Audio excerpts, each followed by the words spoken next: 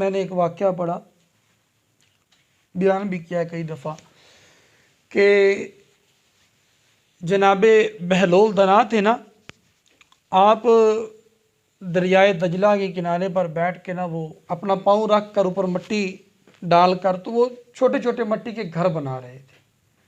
तो बादशाह हारून रशीद वहाँ से गुजरे, उसने पूछा कि बहलोल क्या कर रहे हो? कहा कि मैं जन्नत के मकान बना रहा। तो उन्होंने कहा कि ये हमें मजनू है, पागल है, बैठा हुआ है। आप आगे गुजर गए, पीछे से मलका आई जुबैदा। उन्होंने पूछा क्या कर रहे हो बहलोल? कहा कि ये जन्नत के मकान बना रहा हूँ। जुबैदा ने कहा बेचते हो? कहा हाँ बेचता हूँ। कितने का? कहा 10 दीनार का या 10 तिरम का, जो भी कहा।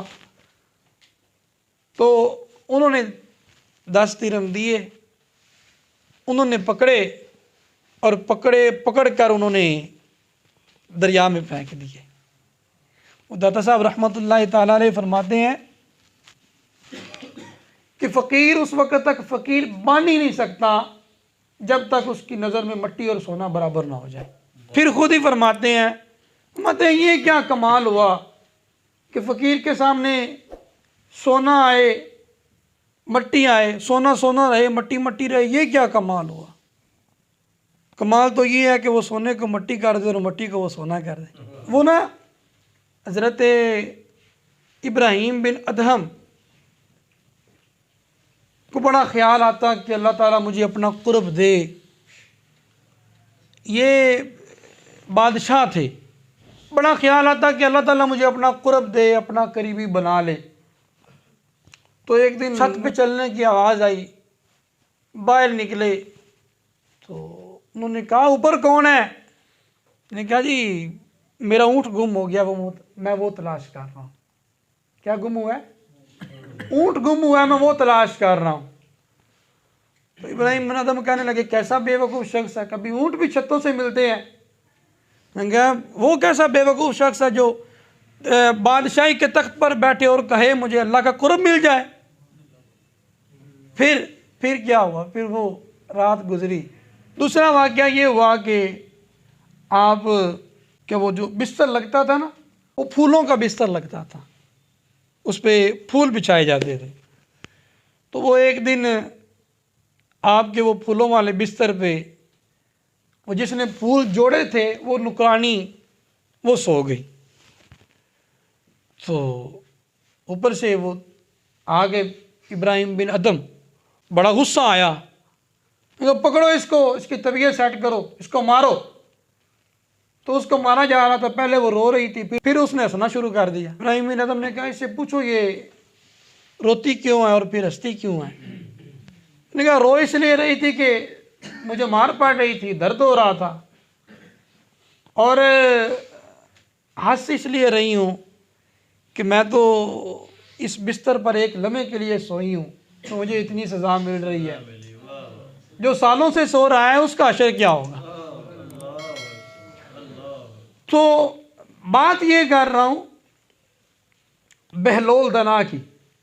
आप वो पाँव रख के बनाया, तो 10 रुपये वो मलका ने दिए, तो वो एक घर के इर्द गिर्द उन्होंने इशारा दायरा लगा दिया, फरमाया ये तेरा घर है। कहाँ पे?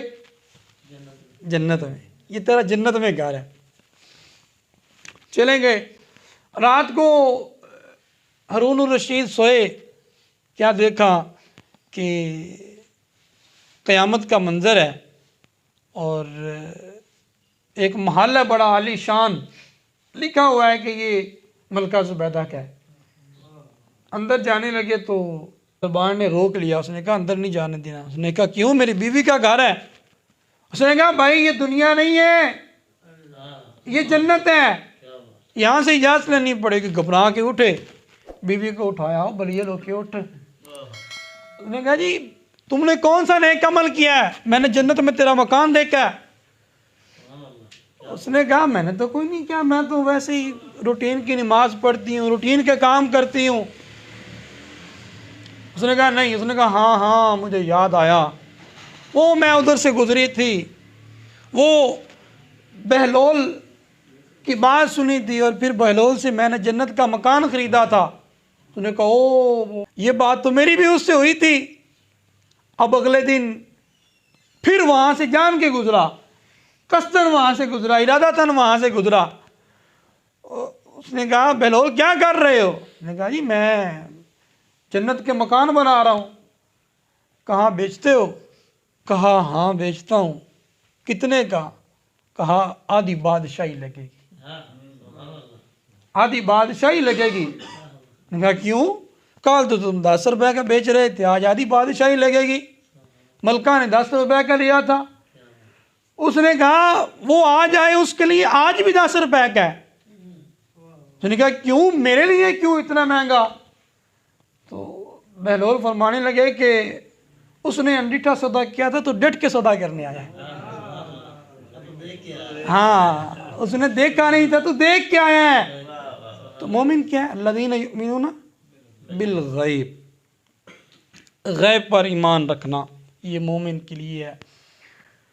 तो मेरे भाइयों बात मैं ये कर रहा हूँ कि हमने दुनिया से जाना है, दुनिया को छोड़ना है, चले जाना है। सिर्फ फ़िक्र की बात है, वाक़यात सुनाकर सिर्फ कानों के चस्के पूरा करना मुराद नहीं है, बल्कि मुराद ये है मेरी इस्लाह हो जाए, आपकी इस्लाह हो जाए। क्योंकि मैं ना जब भी बयान करता हूँ ना, तो ख़ास तौर पे जब तैयारी करता हूँ, बयान करता हूँ, तो ये कैफियत होती है, अभी तक नहीं अता हुई, अल्लाह ने अता की तो बाद की बात है। लेकिन जब मुताला करता हूँ तो मुताला करते हुए मुझसे अपने आप पे काबू नहीं रखा जाता। ऐसी बातें होती हैं कि मैं किताब बंद करके कई कई टाइम रोता हूँ। लेकिन ये एक कैफियत होती है, अभी पब्लिक की वो कैफियत अल्लाह ने मुझे अता नहीं की। लेकिन बयान दिल से है, बात दिल से है।